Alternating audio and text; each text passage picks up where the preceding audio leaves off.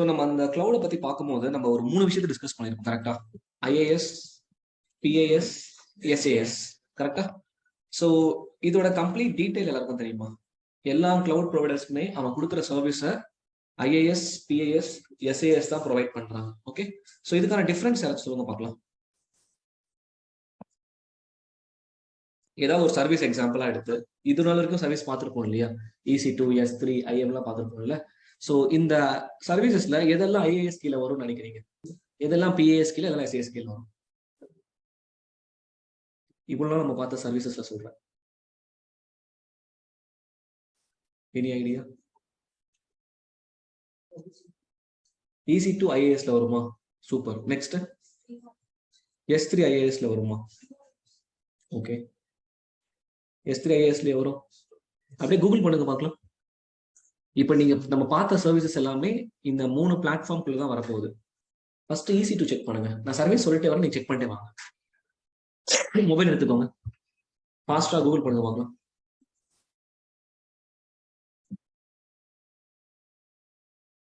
First EC2 check பண்ணுங்க. EC2 எந்த platform கீழே வருதுன்னு பாருங்க. இன்ஃப்ராஸ்ட்ரக்சர் கீழே வருதா, இல்ல பிளாட்ஃபார்ம் as a சர்வீஸா, இல்ல சாஃப்ட்வேர் as a சர்வீஸா? EC2 அப்படியே ஆன்லைன்ல இருக்கிறவங்க சாட் பாக்ஸ்ல பார்த்துட்டு ஆன்சர் பண்ணுங்க. No problem.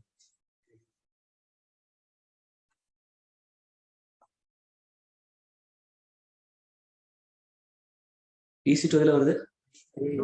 Infrastructure as a service. Okay, அடுத்தது S3 பாருங்க.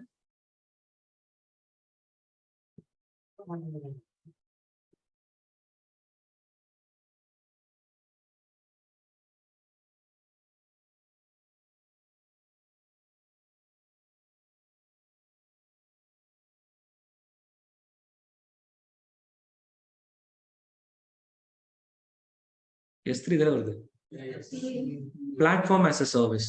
ஓகே, அடுத்தது IAM பாருங்க.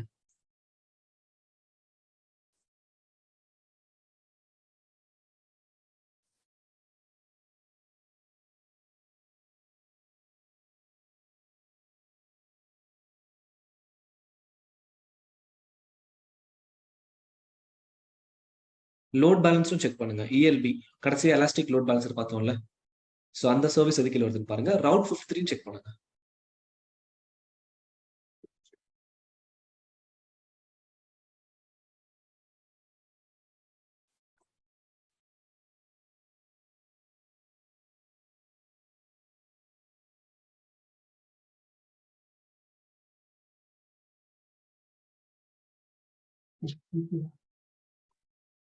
சாட் பாக்ஸ்ல போடுங்க. எதுல வருதுப்பா? லோட் பேலன்ஸ் எதுல வருது? ELB.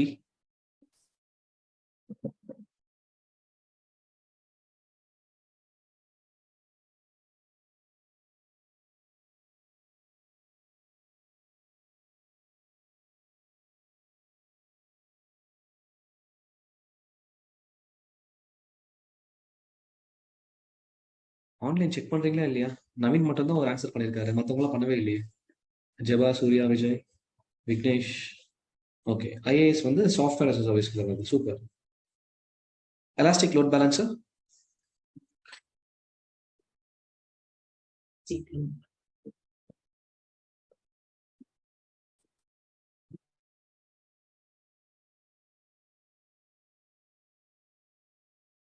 லோட் பேலன்ஸ் ஐஏஎஸ்ல வருது. Elastic load balance. Load plus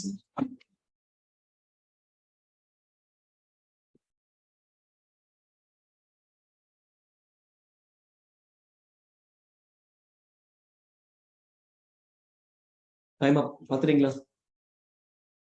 ஓகேவா? இப்போ டிஃபரன்ஸ் தெரியுதா?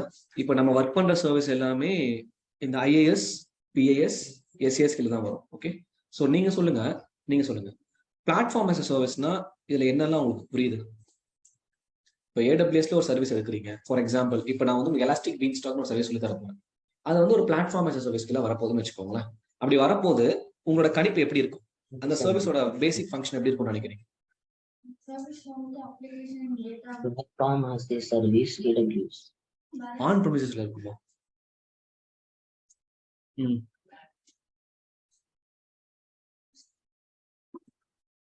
ம்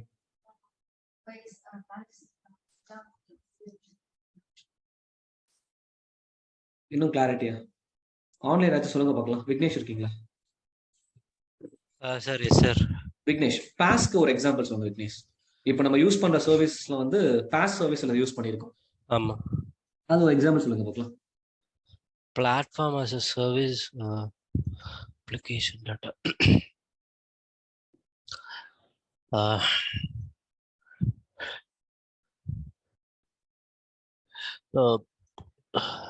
Hosted applications host பண்ண இருக்க. எஸ். EC2 அந்த மாதிரி சர்வீஸ் நினைக்கிறேன் sir. Anyone, any idea about platform as a service? Server எல்லாமே சொல்லலாம். Like Java run time machines, MySQL database, Oracle web service அந்த மாதிரி. ஓகே. சிம்பிள் கான்செப்ட் தாங்க. ஐஏஎஸ்க்கும் பிஎஸ்க்கும் என்ன டிஃபரன்ஸ்னா, நீங்க நார்மலா ஒரு EC2 மிஷின் எடுத்து யூஸ் பண்றீங்கன்னு வச்சுக்கோங்களேன்.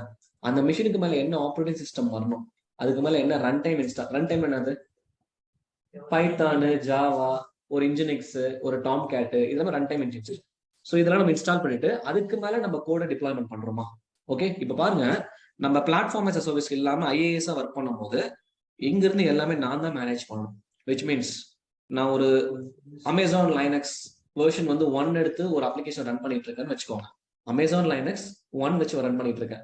ஒரு 5 years யூஸ் பண்ணதுக்கு அப்புறம் அமேசான்ல இருந்தே லைனக்ஸ் 1 ஃபிளேவரை வெளியே எடுத்துருவோம். அப்ப நான் என்ன பண்ணி ஆகணும்? நான் தான் மேனுவலா லைனக்ஸ் 2க்கு அப்கிரேட் பண்ணணும். அப்போ நீங்க அந்த சர்வீஸை EC2வை நீங்க இன்ஃப்ராஸ்ட்ரக்சர் as a சர்வீஸ் கீழே எடுக்கும் போது இந்த OS அப்கிரேஷன் நான் தான் பண்ணணும். ஃபார் எக்ஸாம்பிள், நீங்க உங்க அப்ளிகேஷனுக்கு ஜாவா இன்ஸ்டால் பண்ணி ரன் பண்ணிட்டு இருக்கீங்க. ஜாவாவோட வெர்ஷன் பாத்தீங்கன்னா நீங்க இன்ஸ்டால் பண்ணும்போது ஒரு 8 யூஸ் பண்ணிட்டு இருக்கீங்க. இப்போ லேட்டஸ்டா ஜாவா 11 வந்துருச்சுன்னு வச்சுக்கோங்களேன். இந்த ஜாவா 11 நீங்க தான் மாத்தணும். ஓகேவா? அதுக்கு மேல டெவலப்பர் அந்த ஜாவா 11க்கு ஏற்ற மாதிரி கோட டெவலப் பண்ணி கொடுக்கறதும் நான் தான் டிப்ளாய்மெண்ட். ஓகேங்களா? ஆனா இந்த விர்ச்சுவலைசேஷன் கீழே இருக்கிற எல்லா காம்போனன்ட்ஸுமே, இந்த ஸ்டோரேஜ், சர்வர்ஸ், விர்ச்சுவலைசேஷன், நெட்வொர்க்கிங், இதுல ஏதாவது ஒரு மெயின்டெனன்ஸ், இதுல ஒரு அப்கிரேடேஷன் ஆக்டிவிட்டிஸ் பண்ணணும்னா இதெல்லாம் கிளவுட் ப்ரொவைடர்ஸே பார்த்துப்பாங்க. இதுதான் இன்ஃப்ராஸ்ட்ரக்சர் as a சர்வீஸ். இப்போ EC2 வந்து நம்ம எடுத்தது IAS கீழே தான் வரப்போகுது. இப்போ நம்ம பார்க்குற எலாஸ்டிக் பீன் ஸ்டாக்னு சொன்னோம் பார்த்தீங்களா?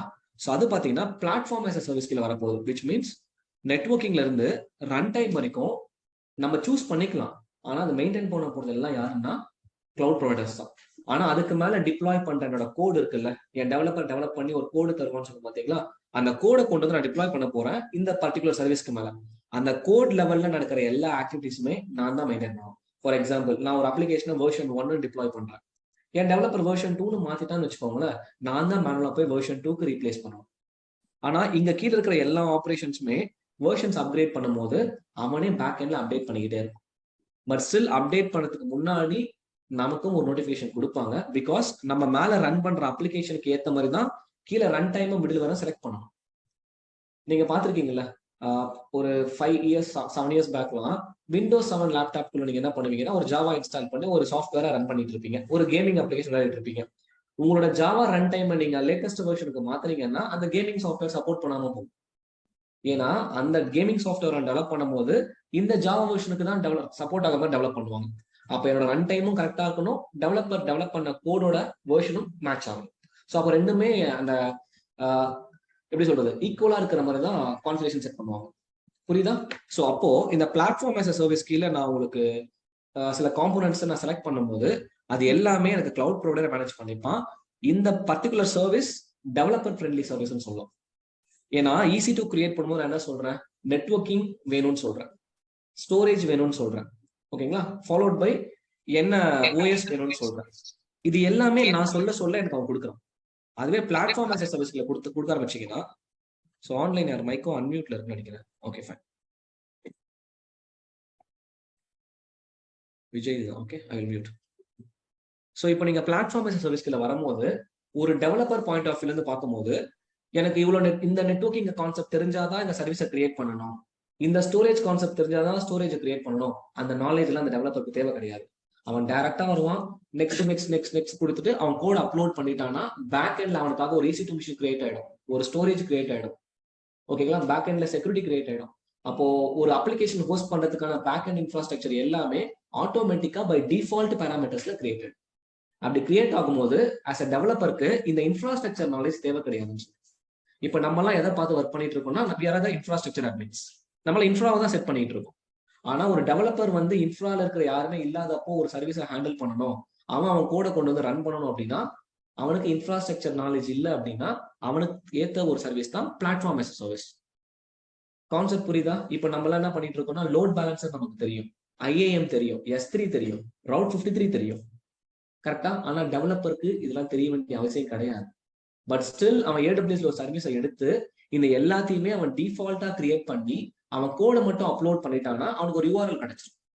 இப்போ நம்ம ரவுட் 53 கிளாஸ்ல என்ன பண்ணோம், நம்மளே கஸ்டமைஸ்டா ஒரு URL கிரியேட் பண்ணும். அதாவது ஒரு டொமைன் கிட்ட போயிட்டு ஒரு டொமைன் வந்து பர்ச்சேஸ் பண்ணி அதுக்கப்புறம் ரெக்கார்ட்ஸ் எல்லாம் எக்ஸ்சேஞ்ச் பண்ணி தான் பர்ச்சேஸ் பண்ணி முடிச்சோம்.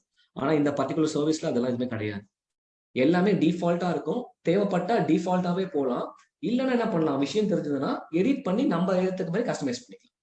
அப்போ இது ஒரு டெவலப்பர் ஃப்ரெண்ட்லி சர்வீஸ்னு சொல்றோம். It's a platform as a service. இந்த சர்வீஸோட complete configuration one by one explain பண்றேன். ஆன் டாப் ஆஃப் தட் இந்த கோடு மட்டும் டெவலப்பர் எனக்கு கொடுக்க போறான், நான் கொண்டு வந்து இந்த பர்டிகுலர் சர்வீஸ்க்குள்ள அதை அப்லோட் பண்ண போறேன். That's it, which means deployment பண்ண போறோம். அப்போ நான் மேனுவலா எந்த ஒரு கமாண்டும் எழுத மாட்டேன்னு சொல்றேன். நம்ம அப்பாச்சில என்ன பண்ணோம், m install httpd service httpd start, அதுக்கப்புறம் என்ன பண்ணோம், டிப்ளாய்மெண்ட் பார்த்துட்டு போய் கோட போட்டுமா, இதெல்லாம் எதுவுமே பண்ணவே வேண்டாம். நான் செலக்ட் பண்ணிட்டே போக போக பேக் எண்ட்ல அதுக்கான கமாண்ட்ஸ்லாம் எக்ஸிக்யூட் ஆகிட்டே இருக்கும். கோடை நான் அப்லோட் பண்ணாலே போதும், ஜஸ்ட் அப்லோட்ன்ற ஆப்ஷன் இருக்கும். நீங்க S3 பக்கெட்ல அப்லோட் கொடுப்பீங்க ஒரு ஃபைல, அந்த மாதிரி அப்லோட் ஒரு ஆப்ஷன் தான் இருக்கும். நான் அப்லோட் பண்ண அப்படின்னா நான் சூஸ் பண்ண அந்த மிடில்வேரோட டிப்ளாய்மெண்ட் பாத், மிடில்வேர் என்னது, அப்பாச்சி, டாம்கேட், அந்த டிப்ளாய்மெண்ட் பாத்ல இந்த கோட் ஆட்டோமேட்டிக்கா போய் டிப்ளாய் ஆயிடும். டிப்ளோ ஆயிட்டு எனக்கு சர்வீஸ் அப் ஆனதுக்கு அப்புறம் ஒரு DNS URL கொடுத்துரும். அப்ப டேரக்டா அந்த URL ஹிட் பண்ணனா நான் அப்லோட் பண்ண கோட்ல என்ன கண்டென்ட் இருக்கோ அந்த கண்டென்ட் எனக்கு ப்ரௌசர்ல விசிபிள் ஆயிடும். இது எல்லாமே டிஃபால்ட் காம்போனன்ட்ஸ்ல ஒர்க் ஆக போகுது.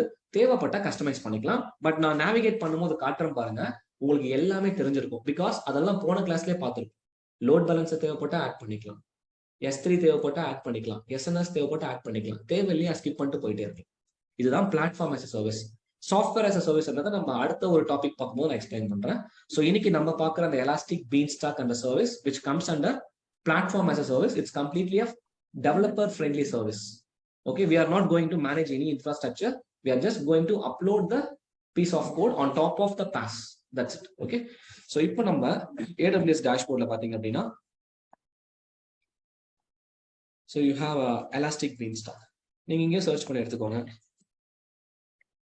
Okay, elastic beanstalk, run and manage your web application. So click on this.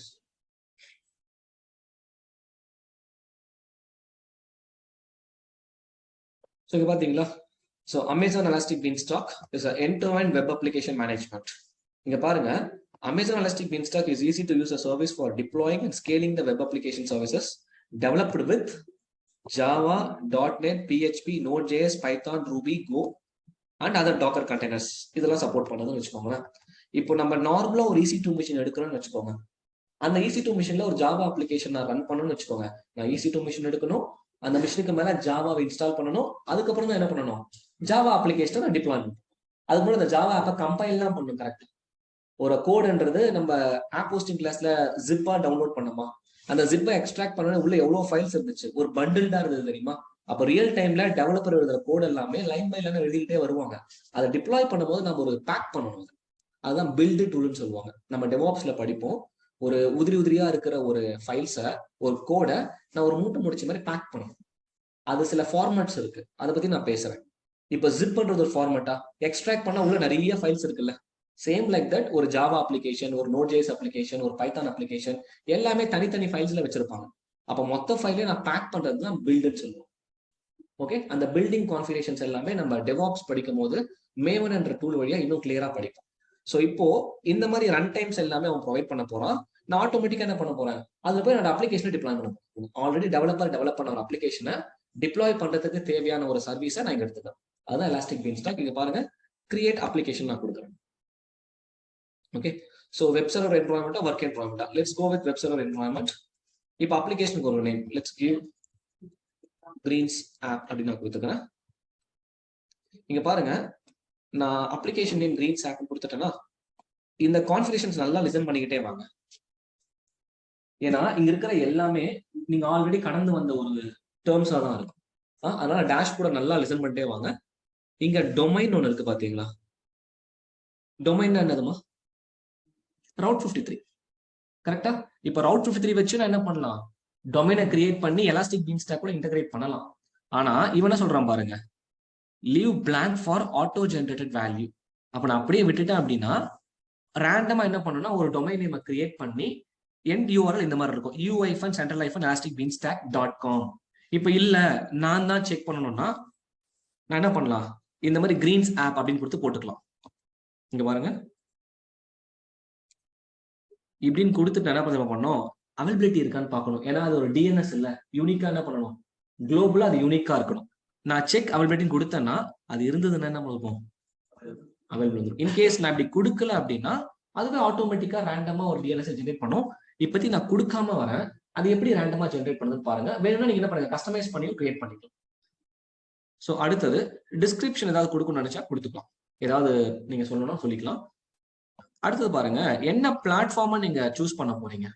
Okay, so I am going to choose, நான் இப்போ ஒரு கோடை டவுன்லோட் பண்ண போறேன். அந்த கோடு வந்து பாத்தீங்கன்னா எனக்கு லாஸ்ட் கிளாஸ்ல நீங்க பார்த்த சர்வீசஸ் எல்லாம் பாத்தீங்கன்னா அந்த மிடில் வேர் பாத்தீங்கன்னா ஐஏஎஸ் பார்த்திருப்பீங்க, விண்டோஸ்க்கு அப்பாச்சி பார்த்திருப்பீங்க, கரெக்டா, லைனக்ஸ்க்கு.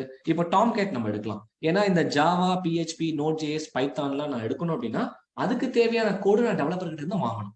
இன்கேஸ் என் டெவலப்பர் வந்து எனக்கு ஒரு பைத்தான் பேஸ்ட் கோடு கொடுக்குறாருன்னா இந்த பிளாட்ஃபார்ம் நான் பைத்தான் செலக்ட் பண்ணிக்கணும்.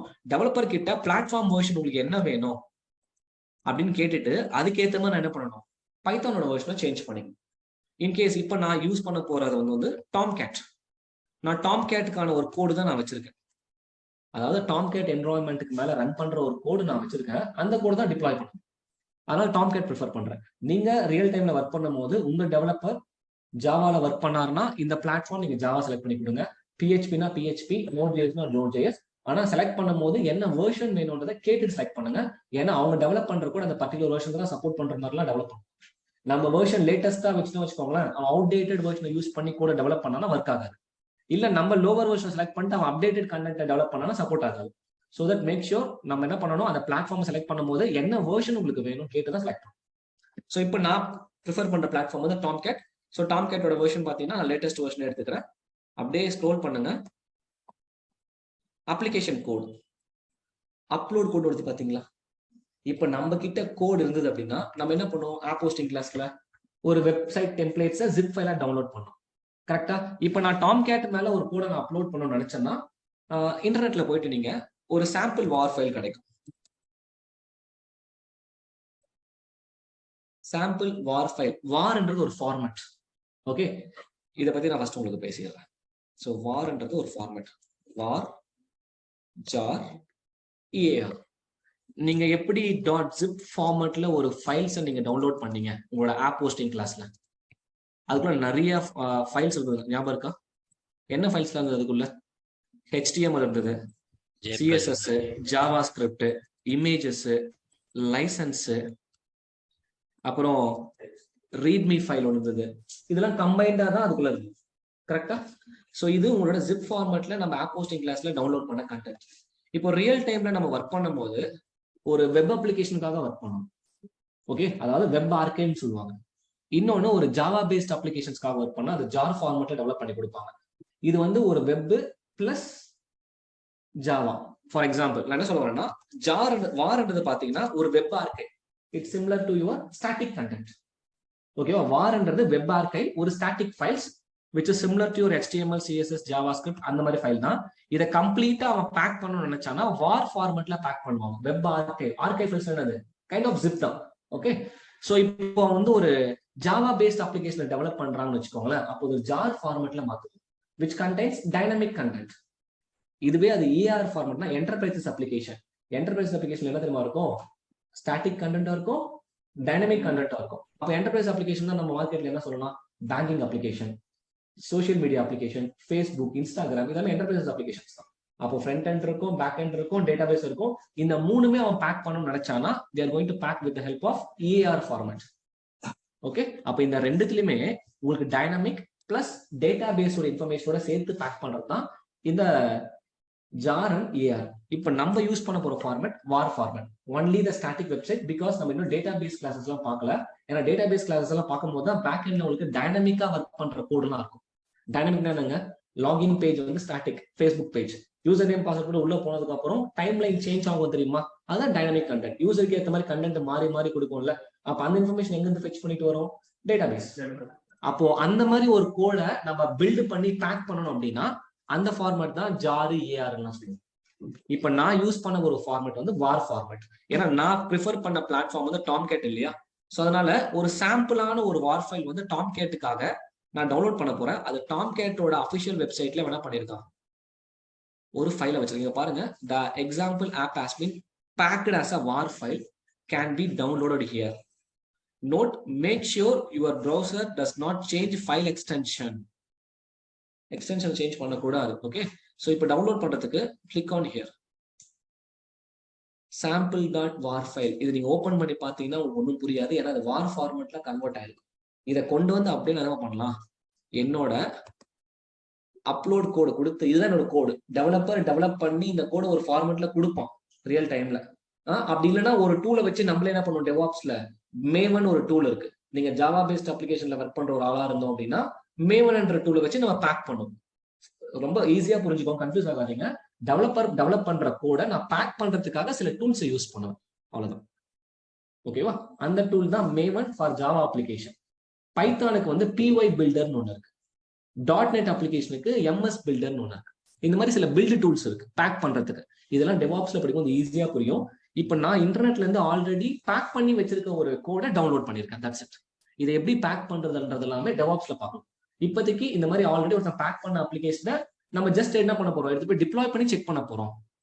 ஃபியூச்சர்ல நம்மளே இதை பேக் பண்ண போறோம்னு புரிஞ்சுக்கோம். ஒரு 15-20 ஃபோல்டர்ஸ் கொடுத்துருவாங்க, நம்ம அதை பேக் பண்ணணும் அந்த ஃபார்மேட்டுக்கு ஏற்ற மாதிரி with help of some supporting tools. Okay, so இப்போ இந்த வார் ஃபைல் என்ன பண்ணணும்னா தேவைப்பட்டா இங்க அப்லோட் பண்ணிக்கலாம். இல்ல எனக்கு அமேசானே ஒரு சாம்பிள் அப்ளிகேஷனுக்கான கோடு வச்சிருந்தா அப்படின்னா நீங்க அதை கூட யூஸ் பண்ணலாம். முதல்ல என்ன பண்ணலாம்னா அமேசான் கொடுத்த அந்த சாம்பிள் கோடை நான் ட்ரை பண்றேன், அதுக்கப்புறம் நம்ம கூட நம்ம ரீப்ளேஸ் பண்ணலாம். ஓகே, ஸோ ஃபர்ஸ்ட் அந்த சாம்பிள் கூட என்ன பண்ணலாம் அப்படியே ப்ரொசீட் பண்ணிக்கலாம். ஸோ இப்போ உங்களுக்கு ப்ரீசெட்ஸ் பார்த்துக்கோங்க. உங்களுக்கு சிங்கிள் இன்ஸ்டன்ஸ் வேணுமா, இல்ல சிங்கிள் இன்ஸ்டன்ஸ்லயே நீங்க ஸ்பாட் யூஸ் பண்ண போறீங்களா, ஹைலி அவைலபிள் வேணுமா, அதே ஹைலி அவைலபிள்ல spot and on demand instance வேணுமா. இப்போ நம்ம as per the free tier என்ன சூஸ் பண்ணிக்கலாம், சிங்கிள் இன்ஸ்டன்ஸே எடுத்துக்கலாம். ஸோ சிங்கிள் இன்ஸ்டன்ஸ்ல நான் ஃப்ரீ டயரே போறேன், ஸ்பாட்டும் போகலாம். ஸ்பாட் இன்ஸ்டன்ஸ்ல என்னன்னு சொல்லியிருந்தேன், பெட்டிங் ஆப்ஷன்ல நீங்க எடுத்துக்கலாம். இப்போ ஃப்ரீ டயர்ல யூஸ் பண்ணதுனால எனக்கு எந்த ஒரு காஸ்ட்டும் பெருசா வராது. ஸோ நெக்ஸ்ட் நல்லா லிசன் பண்ணுங்க. நான் சாம்பிள் அவனோட கோடை தான் ப்ரொசீட் பண்ணிட்டு இருக்கேன், இன்னும் என்னோட கோடை நான் அதில் அப்லோட் பண்ணல. நான் ஃபியூச்சர்ல நம்ம கூட அப்லோட் பண்ணி காட்டுறேன். ஓகே, ஸோ இங்க பாருங்க, சர்வீஸ் ஆக்சஸ் ஐஏஎம்ல ரோல்னா என்னது, what is the purpose of role? Permission. Permission between பண்ணனும், permission between the services. இந்த சர்வீஸ் கரெக்ட்டா. இப்போ எலாஸ்டிக் பீன்ஸ்டாக் என்ற சர்வீஸ் AWSல மத்த சர்வீஸ் ஆக்சஸ் பண்ணணும்னு நினைச்சீங்கன்னா நம்ம என்ன பண்ணணும், IAMல போயிட்டு ஒரு ரோலை கிரியேட் பண்ணணும். எல்லாருக்கும் ரோல் கிரியேட் பண்ண தெரியுமா, தெரியும்ல. ஸோ ஆல்ரெடி நான் ரோல் கிரியேட் பண்ணி வச்சிருக்கேன், அதான் ட்ராப் டவுன்ல காட்டுது. நீங்க தேவைப்பட்ட என்ன பண்ணலாம், இங்க போயிட்டு ரோலை கிரியேட் பண்ணுங்க. இப்போ இந்த பர்டிகுலர் எலாஸ்டிக் பீன்ஸ்டாக் சர்வீஸ் AWSல எந்த சர்வீசஸ் கூட எல்லாம் கனெக்ட் பண்ணணும்னு நினைச்சீங்கன்னா அதுக்கு தேவையான பெர்மிஷன்ஸை இங்க டிக்ளேர் பண்ணிக்கலாம். So click on roles, create role. Okay, so நீங்க என்ன ரோல் கொடுக்க போறீங்க, ஸோ லெட்ஸ் டேக் EC2. ஏன்னா இந்த எலாஸ்டிக் பீன்ஸ்டாக் கூட ஒரு EC2க்கு மேல தான் ரன் ஆக போகுது. ஆனா அந்த EC2 நான் மேனேஜ் பண்ண போறது கிடையாது, அவனே மேனேஜ் பண்ணுவோம். அதாவது தான் platform as a service. Okay, so இங்க வந்து நீங்க என்ன பண்ணலாம், அந்த எலாஸ்டிக் பீன்ஸ்டாக் அந்த சர்வீஸ் EC2க்கு மேல தான் ரன் ஆக போகுது. ஓகே, ஏன்னா இங்க பாருங்களேன், இப்போதைக்கு இங்க ஒரு EC2வே கிடையாது. இப்போ நான் அந்த எலாஸ்டிக் பீன்ஸ்டாக் கம்ப்ளீட்டா கான்ஃபிகர் பண்ணி முடிஞ்சதுக்கு அப்புறம் எனக்கு EC2 டேஷ்போர்ட்ல எலாஸ்டிக் பீன்ஸ்டாக்கே ஒரு EC2 தான் கிரியேட் பண்ண போறான், அதை அவன் மேனேஜ் பண்ண போறான், அதை நான் மேனேஜ் பண்ண மாட்டேன். ஓகே, இங்க பாருங்க, இப்போதைக்கு இந்த ஃப்ராங்க்ஃபர்ட் ரீஜியன்ல எனக்கு ஒரே ஒரு சர்வர் தான் இருக்கும். அதை நான் என்னோட ட்ரைனிங் பர்பஸ்க்காக ஒரு சர்வரை கிரியேட் பண்ணி வச்சிருக்கேன், ஜென்கின்ஸ் என்ற ஒரு சர்வர். இதை விட்டுருங்க, இங்க சர்வரே இல்லை பாத்தீங்களா. இப்போ நான் இங்க கிரியேட் பண்ற எலாஸ்டிக் பீன்ஸ்டாக் என்ன பண்ணணும்னா எனக்கு ஒரு சர்வரை கிரியேட் பண்ணும், அந்த சர்வருக்குள்ள டாம் கேட்டை இன்ஸ்டால் பண்ணும், அந்த டாம் கேட்டுக்கு மேல என்ன பண்ணும், சாம்பிள் ஆப்னு ஒன்று வச்ச பார்த்தீங்களா அவனோட டெம்ப்ளேட், அதை டிப்ளாய் பண்ண போகும். அதுக்கப்புறம் அந்த பர்டிகுலர் சர்வீஸ் வேற ஒரு சர்வீஸ் ஆக்சஸ் பண்ணணும் அப்படின்னா அதுக்கு ரோல் நான் கொடுத்துக்கலாம். அந்த ரோலை நீங்க முன்னாடியே கிரியேட் பண்ணீங்கன்னா அந்த ரோல்ல என்ன பெர்மிஷன்ஸ் எல்லாம் வேணும்ன்றதை நம்ம என்ன பண்ணலாம், நீங்க செலக்ட் பண்ணிருக்கலாம். ஃபார் எக்ஸாம்பிள் அது வந்து S3 வந்து ஃபுல் ஆக்சஸ் பண்ணணும், அப்போ அதுக்கு S3 ஃபுல் ஆக்சஸ் அந்த ரோலுக்கு கொடுக்கலாம். இல்ல அந்த கம்ப்ளீட் அந்த பர்டிகுலர் EC2 என்ன பண்ணணும்னா அட்மினிஸ்ட்ரேட்டர் ஆக்சஸ் கொடுத்துக்கிறேன், ஸோ தட் அந்த EC2 மிஷின் எல்லா சர்வீஸ் ஆக்சஸ் பண்ணிக்கணும். அப்போ நீங்க ரோலை பார்த்து என்ன பெர்மிஷன் கொடுக்கணுன்றத ப்ரீ டிஃபைன் பண்ணி பண்ணிக்கணும். ஓகே, நான் என்ன பண்ணிருக்கேன், ஆல்ரெடி இந்த இடத்துல ஒரு IAM ரோலை கிரியேட் பண்ணி வச்சிருக்கேன், அட்மின் ரோல், அந்த ரோலை யூஸ் பண்ணிக்கிறேன். ஓகே, எங்கிட்ட ஆல்ரெடி எக்ஸிஸ்டிங் கீப்பர் இருக்கு, இந்த கீப்பரை நான் செலக்ட் பண்ணிக்கலாம். Okay, so followed by next. So இந்த பேஜ்ல நம்ம அந்த ரோல் பிளஸ் கீப்பர் இந்த இன்ஃபர்மேஷன் தான் கான்ஃபிகர் பண்ணியிருக்கோம். இப்போ இங்க பாருங்க, VPC நம்ம EC2 மிஷின் கிரியேட் பண்ணும்போது டிஃபால்ட்டா VPC விட்டுட்டோமா, எங்கேயும் என்ன பண்ணலாம், அந்த டிஃபால்ட் VPC நான் செலக்ட் பண்ணிக்கிறேன். ஓகே, ஏன்னா VPC செஷன் பார்த்ததுக்கு அப்புறம் இந்த பர்டிகுலர் சர்வீஸ் உங்களோட அவைலபிள் VPC-க்குள்ள வர மாதிரி பண்ணிக்கலாம். ஸோ VPCன்னு சொன்னாலே அது கீழே சப்நெட்ஸ் வந்துடும். சப்நெட்னா என்னது, multiple Jones, availability Jones 1A 1B 1C. இப்போ நான் ஹைலி அவைலபிளுக்காக என்ன பண்றேன், எல்லாமே செலக்ட் பண்ணிக்கிறேன். இப்போ நான் யூஸ் பண்ற இந்த EC2 மிஷின் வந்து ஜஸ்ட் ஒரு ஸ்டாட்டிக் அப்ளிகேஷன் ஹோஸ்டிங்காக தான் யூஸ் பண்ணிட்டு இருக்கேன். இதுக்கு டேட்டா பேஸ் எனக்கு தேவையா, ஸ்டாட்டிக் அப்ளிகேஷனுக்கு டேட்டா பேஸ் தேவையா? அதாவது நான் ஒன் டயர் அப்ளிகேஷன் சொல்றேன். இப்போ நான் ஹோஸ்ட் பண்றது ஒன் டயர் அப்ளிகேஷன் தேவை. அதுவே ஒரு 2 டயர் அப்ளிகேஷன் நான் ஹோஸ்ட் பண்றேன்னா வேணும். 2 டயர் இஸ் நத்திங் பட் நான் ஒரு ஜார் ஃபைல அப்லோட் பண்றேன், not a war file, web archive file கிடையாது, ஜார் ஃபைல். அப்போ ஜார் ஃபைல் என்ன இருக்கும், static plus dynamic informations with database இருக்கும். அப்ப கண்டிப்பா டேட்டா பேஸ் எனக்கு தேவைப்படும். இப்போதைக்கு எனக்கு டேட்டா பேஸ் தேவையில்லாதனால நான் அப்படியே ஸ்கிப் பண்ணிக்கிறேன். இன்கேஸ் டேட்டா பேஸ் தேவை அப்படின்னா நம்ம AWSல RDSன்னு ஒரு கிளாஸ் படிப்போம். ஓகே, அப்கமிங் செஷன்ஸ்ல ரிலேஷனல் டேட்டா பேஸ் சர்வீஸ் ஒன்று படிப்போம். அப்ப நீங்க இந்த பர்டிகுலர் எலாஸ்டிக் பீன்ஸ்டாக் கான்ஃபிகரேஷன்ல நீங்க ஒரு ஜார் ஃபைலோ ER ஃபைலோ அப்லோட் பண்றதா இருந்தீங்கன்னா கண்டிப்பா என்ன பண்ணணும், டேட்டா பேஸ் இன்ஃபர்மேஷன்ஸை ப்ரொவைட் பண்ணணும். அப்ப பாருங்க, இதுதான் பியூட்டி ஆஃப் த கிளவுட். நம்ம டேட்டா பேஸ் படிச்சுட்டு தான் வந்து எலாஸ்டிக் பீன்ஸ்டாக் படிக்கணும்னு அவசியம் கிடையாது. தேவைப்பட்டா டேட்டா பேஸை இதுக்குள்ள இன்டகிரேட் பண்ணிக்கலாம், தேவையில்லைன்னா டேட்டா பேஸை அப்படியே விட்டுலாம். இங்க பாருங்க, எனேபிள் டேட்டா பேஸ் ஒரு ரேடியோ பட்டன் பாருங்க. நீங்க எனேபிள் கொடுத்துட்டீங்க அப்படின்னா இங்க பாருங்க, integrate and RDS SQL database with your environment if you are using 2 tier or 3 tier application. Enable பண்ணோம்னா இந்த இன்ஃபர்மேஷன்ஸ்லாம் உங்க ஹைலைட் ஆயிடும். நம்ம என்ன பண்ணலாம், என்ன இன்ஜின் யூஸ் பண்ண போறோம் டேட்டா பேஸ்ல அந்த கிளாஸ் பார்த்துட்டீங்கன்னா இந்த கம்ப்ளீட் பாக்ஸ் என்ன பண்ணலாம், ஃபில் பண்ணிடலாம். இப்போதைக்கு நான் டிப்ளாய் பண்ண போறது ஒரு வார் ஃபைல் தான், எனக்கு டேட்டா பேஸ் தேவை கிடையாது, அதனால டிசேபிள் பண்ணிக்கிறேன். ஸோ அப்படியே கீழே ஸ்க்ரோல் பண்ணுங்க. இது எப்படி டிசைட் பண்றது சார், இது எனக்கு இப்போ இதுக்கு டேட்டாபேஸ் வேணுமா வேணாமா?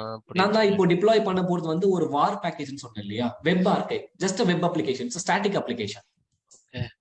ஸ்டாட்டிக் அப்ளிகேஷனுக்கு என்ன தேவை கிடையாது, டேட்டா பேஸ் தேவை கிடையாது. 1 tier 2 tier 3 tier இதுதான் 3 tier அப்ளிகேஷன்ஸ்.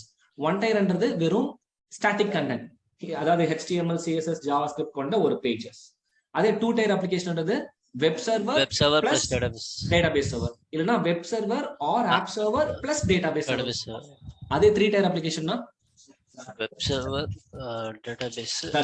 இப்போ நீங்க 3 tier application or 2 tier application host பண்ற ஆளா இருந்தீங்கன்னா கண்டிப்பா என்ன வேணும், டேட்டாபேஸ் வேணும். அப்ப டேட்டாபேஸ் கிளாஸ்ல நம்ம என்ன பண்ணுவோம்னா டேட்டாபேஸ் கிரியேட் பண்ண கத்துப்போம், டேட்டாபேஸ்க்கு யூசர் நேம் பாஸ்வேர்ட் செட் பண்ண கத்துப்போம், டேட்டாபேஸ்ல ஒரு போர்ட் நம்பர் இருக்கும், டேட்டாபேஸ்க்கு வெர்ஷன் ஒன்று இருக்கும், அந்த இன்ஃபர்மேஷன்ஸ் எல்லாமே இங்க ப்ரொவைட் பண்ணும்.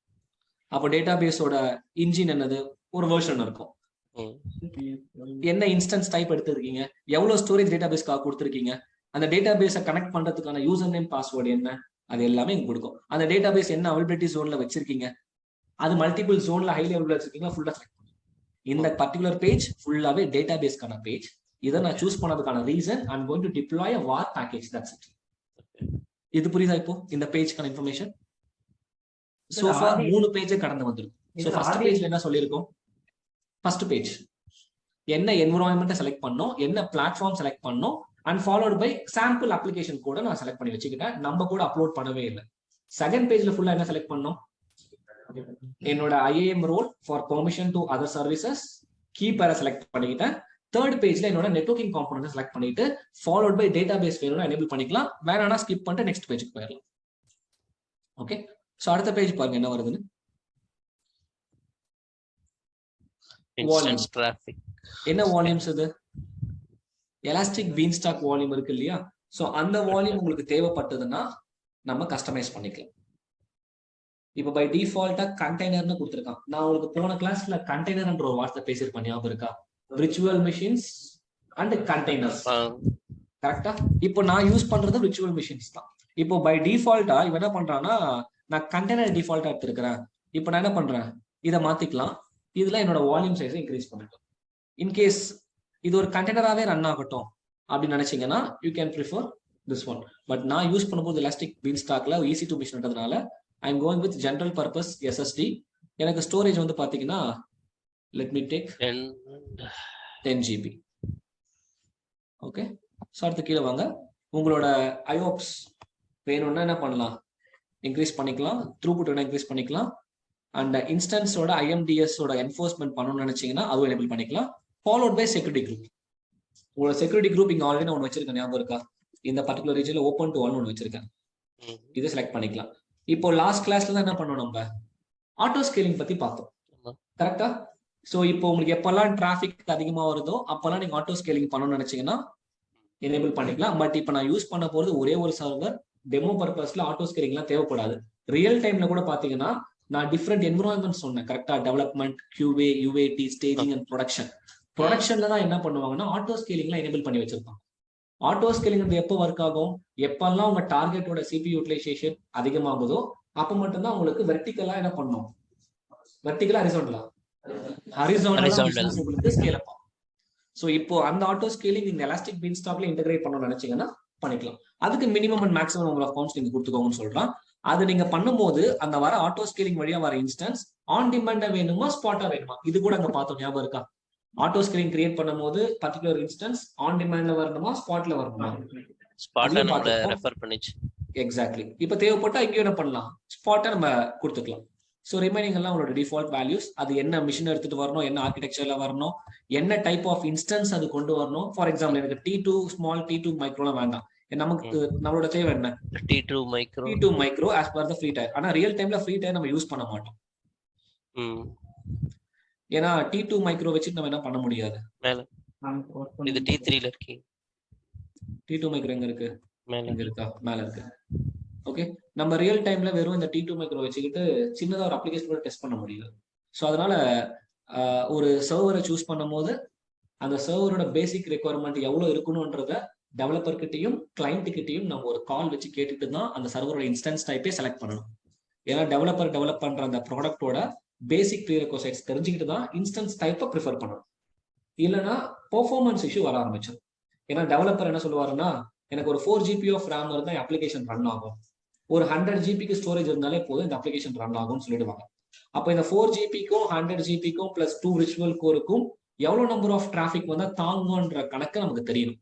அது நம்ம எடுத்த உடனே அந்த கணக்கெல்லாம் போட முடியாது. அதுக்குதான் நம்மளோட கம்பெனிஸ்ல சொல்யூஷன் ஆர்கிடெக்ட்னு சொல்லிட்டு ஒருத்தர் இருப்பாரு.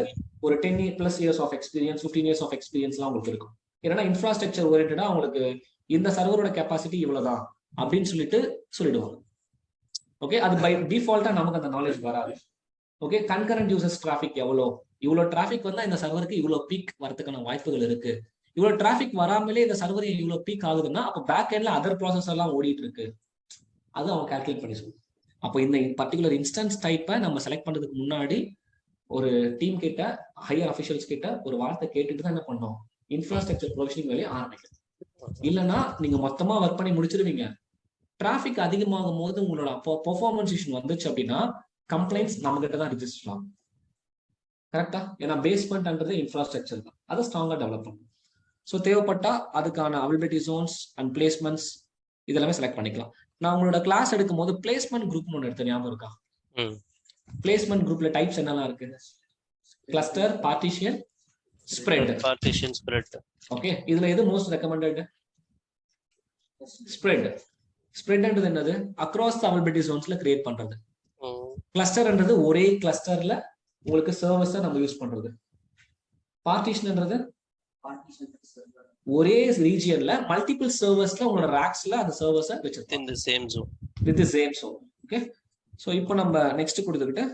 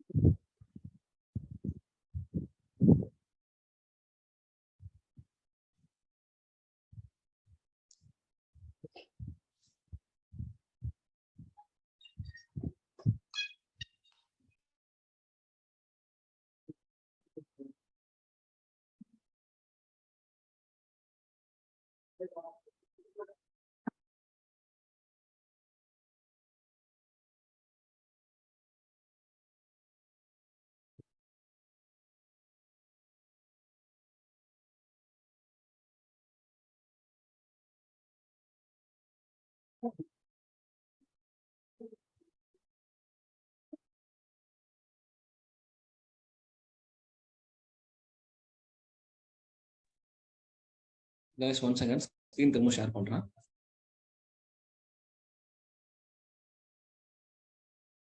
சோ என் ஸ்கிரீன் வரைக்கும் விசிபிளா இருக்கா? Yes sir. எஸ். சோ அந்த பேஜ்ல இருந்து நம்ம நெக்ஸ்ட் பேஜுக்கு வந்திருக்கோம். ஓகே, இந்த நெக்ஸ்ட் பேஜ்ல என்னெல்லாம் இன்ஃபர்மேஷன்ஸ் இருக்கு பார்த்துட்டே வாங்க. மானிட்டரிங்.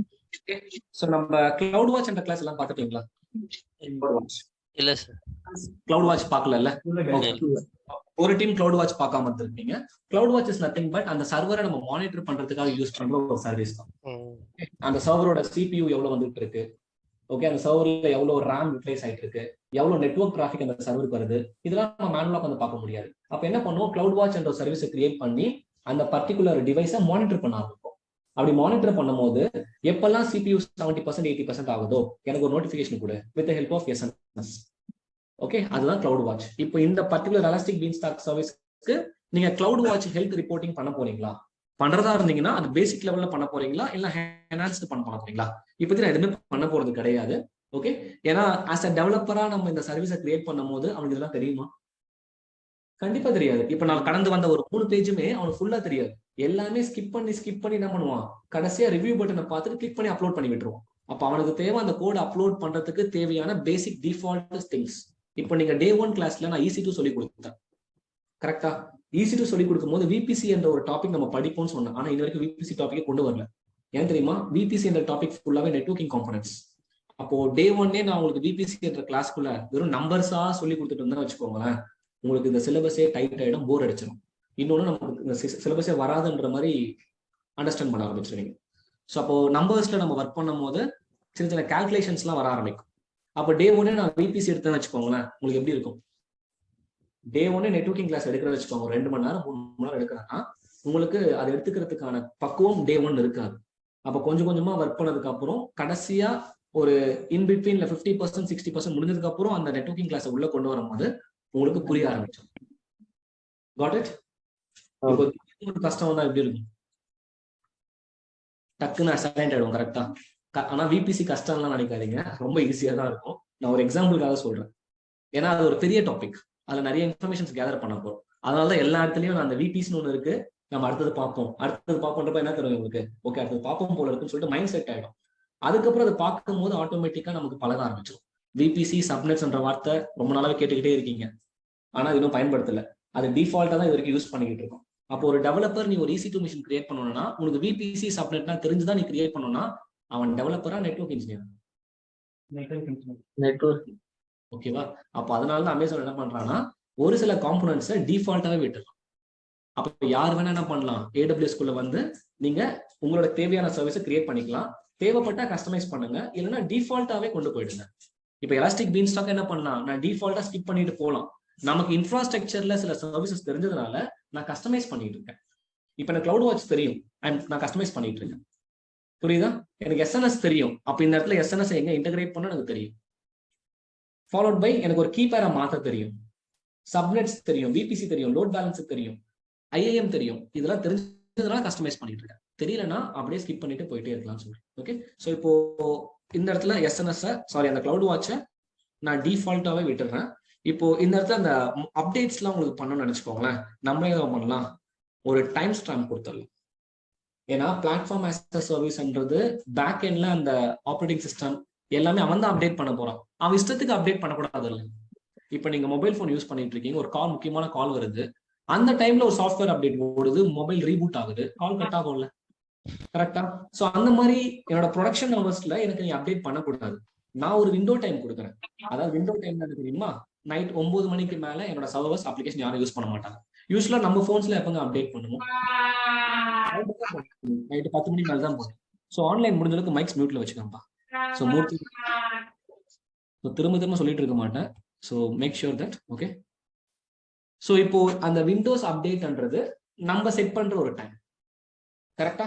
இப்போ நம்ம ப்ரொடக்ஷன் ஹவர்ல அவன் அப்டேட் பண்ண ஆரம்பிக்கிறான்னா ஃபார் அப்டேட் லெவல் பாருங்க, மைனர்னு ஒன்று இருக்கும், பேட்ச் ஒன்று இருக்கும். பேட்சஸ்லாம் நமக்கு வரும் தெரியுமா? மொபைல்ஸ்ல ரீசெண்டா ஒரு பேட்ச் வந்திருக்கு, ஒரு செக்யூரிட்டி பேட்ச் கொடுப்போம், ஒரு நோட்டிபிகேஷன் வரும். நம்ம என்ன பண்ணலாம்? ப்ரொசீட் பண்ணி அப்டேட் பண்ணிக்கலாம். நம்மளோட மேனுவல் அப்ரூவல் இல்லாம எப்பனா அப்டேட் ஆயிருக்கா? நோ. ஏன் ஆக மாட்டேங்குது? அப்படி ஆச்சுன்னா என்ன ப்ராப்ளம்? சர்வீஸ் கட் ஆயிடும். அப்டேட் ஆகிறதுக்கு வாய்ப்பு இருக்கு. இன்னொன்னு, நமக்கு யூஸ் பண்ணும்போது இன்டரப்ஷன் இருக்கிறதுக்கும் வாய்ப்பு இருக்கு. சோ தட் இந்த அப்டேட்ஸ் பேட்சிங்ஸ் எல்லாமே யூஸ்வலா நம்மளே எப்போ பண்ணுவோம்? அன்டைம்ல தான் பண்ணுவோம். விச் மீன்ஸ் நம்ம மொபைல் யூஸ் பண்ணாத டைம்ல பண்ணுவோம். ஒரு வைஃபை கனெக்ட் பண்ணிட்டு சார்ஜ் போட்டு படுத்துரும். நைட்டுக்குள்ள நமக்கு என்ன நடந்துரும்? லேட்டஸ்ட் OS அப்டேட் ஆயிடும். சேம் லைக் தட் ரியல் டைம்லயே ஒரு EC2 மிஷினை அவன் ஏதோ அப்டேட் பண்ணணும்னு நினைச்சானா அவன் இஷ்டத்துக்கான டைமுக்கு அப்டேட் பண்ணக்கூடாது. நம்ம செட் பண்ற விண்டோஸ் டைம்ல தான் அப்டேட் பண்ணணும். அதுக்கான டேட்டு டைம் எல்லாம் மென்ஷன் பண்ணிட்டோம்னா அந்த டைம்ல அப்டேட். இல்ல எனக்கு நீ அப்டேட்டே பண்ண வேண்டாம், நானே பாத்துக்கிறேனாலும் எடுத்துடலாம். அப்ப இப்படி எடுக்கிறதுக்காக நம்ம பாஸுக்கு வரும். கரெக்டா? EC2 மிஷின்ல நான் மேனுவலா பண்ணணும், ஆனா பிளாட்ஃபார்ம் ஆஸ் சர்வீஸ்ல அவன் பண்ணணும், ஆனா நான் சொல்ற டைம்ல தான் பண்ணணும். இதுதான் டிஃபரன்ஸ். இங்க வந்து இதை எடுத்து விட்டுட்டீங்கன்னா அந்த மிஷின்லாம் அப்டேட் ஆகவே ஆகாது. நம்ம தான் மேனுவல் அப்டேட் பண்ணிட்டே இருக்கோம். ஓகே.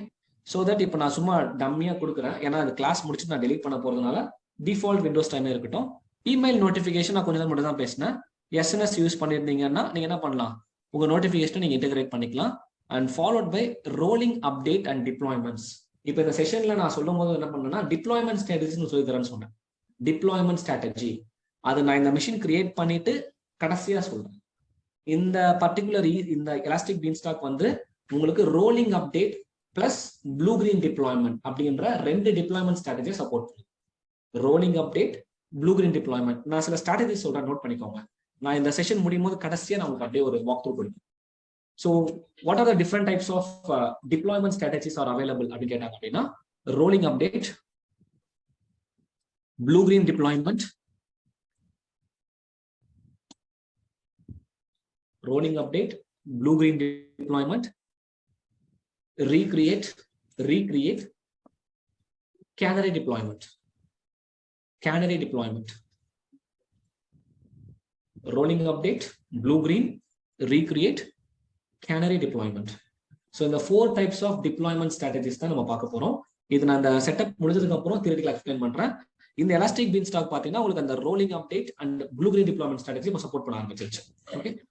சோ இப்போ புரியல இத கேக்குறீங்களா? என்ன rolling update, blue green deployment, recreate, canary deployment. So இந்த ஹெல்த் செக் வேணும்னா பண்ணிக்கலாம். ஓகே. உங்க லாக்ஸ்லாம் நீங்க S3க்கு புஷ் பண்ணனும்னா பண்ணிக்கலாம். இந்த கிளவுட் வாட்ச் லாக்ஸ். சோ இது எல்லாமே உங்களோட ஆப்ஷனல் செட்டிங்ஸ்.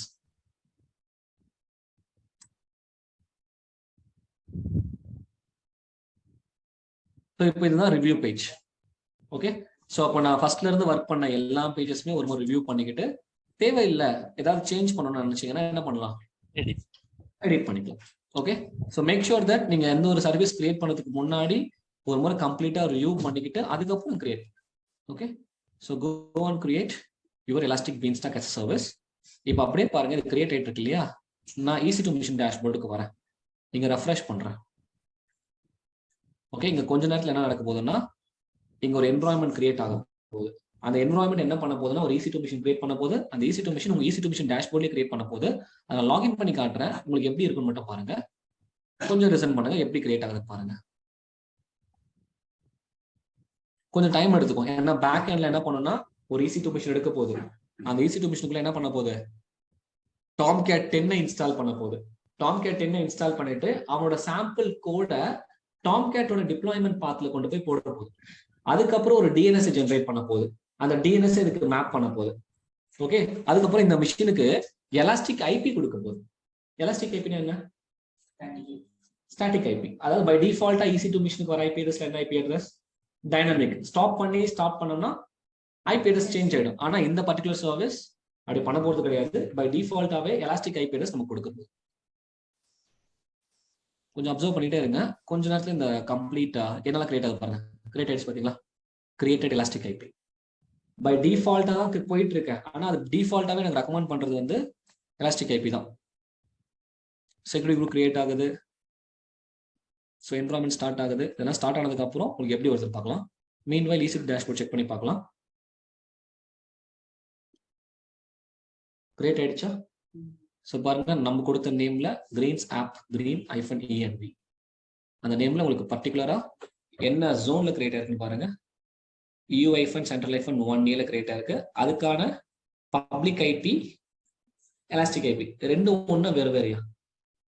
ரெண்டும் ஒண்ணுதான். எலாஸ்டிக் ஐபினாலும் பப்ளிக் ஐபினாலும் சேம் தான். ஓகே. ஸோ ஃபார்வர்ட் பை நான் மானிட்டரிங்லாம் செட் பண்ணல. செக்யூரிட்டி குரூப் நான் கஸ்டமைஸ் செக்யூரிட்டி குரூப் செட் பண்ணியிருக்கேன். அண்ட் என்னோட கீ பேர், தட்ஸ் இட். ஸோ டேஷ்போர்ட்ல போய் பார்க்கலாம். ஸோ வார்னிங்ல இருக்கு. ஏன்னா கம்ப்ளீட்டா கிரியேட் பண்ணி முடிஞ்சதுக்கு அப்புறம் தான் உங்களுக்கு அந்த ஸ்டேட்டஸ் ஹெல்த்தியா. அதனால கொஞ்சம் வெயிட் பண்ணுங்க.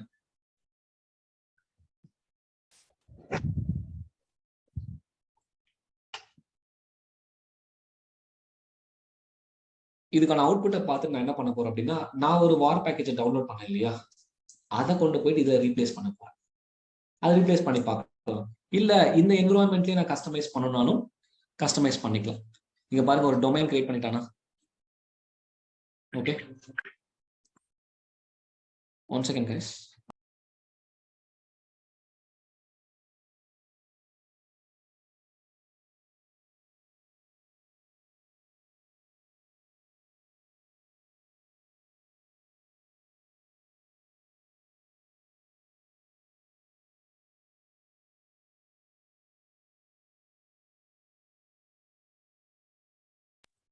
So environment successfully launched. இப்போ தானே அது அந்த என்விரான்மெண்டோட DNS. ஸோ இதை கொண்டு போய் நான் ப்ரௌசர்ல ஹிட் பண்றேன். என்ன வருதுன்னு பாருங்களேன்.